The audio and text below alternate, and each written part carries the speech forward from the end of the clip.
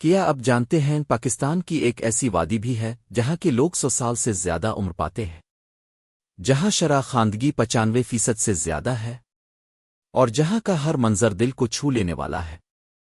آئیے چلتے ہیں شمال کی طرف، ہنزا ویلی کی خوبصورت دنیا میں۔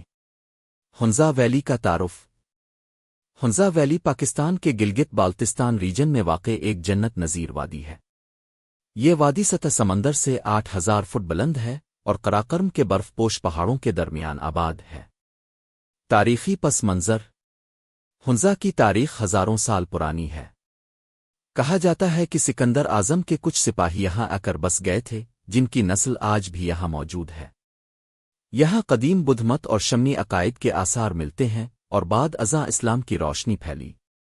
ریاست ہنزا کا قیام۔ ہنزا کئی صدیوں تک ایک آزاد ریاست رہا۔ اس ریاست کے حکمران کو میر کہا جاتا تھا۔ میر کی حکومت نے صدیوں تک علاقے کا دفاع کیا اور خود مختار حیثیت سے کام کیا۔ برطانوی حملہ۔ 1891 میں برطانوی راج نے ہنزا پر حملہ کیا۔ اسے ہنزنگر مہم کہا جاتا ہے۔ فتح کے بعد ریاست کو برٹش گلگت ایجنسی میں شامل کر لیا گیا، مگر میر کو برقرار رکھا گیا۔ پاکستان سے الحاق۔ 1947 میں ہنزا نے پاکستان کے ساتھ الحاق کیا۔ 1974 میں ذوالفقار علی بھٹو نے ریاست ہنزا کو ختم کر کے گلگت بالتستان میں ضم کر دیا۔ ثقافت و زبان۔ ہنزا کے لوگ تہذیب، تعلیم اور امن پسندی میں مشہور ہیں۔ یہاں برشکی، اوخ اور شینا زبانیں بولی جاتی ہے۔ عورتوں کو تعلیم، صحت اور روزگار میں برابری حاصل ہے۔ سیاحتی مقامات۔ ویڈیو میں دلکش مناظر کی جھلکیاں شامل کریں۔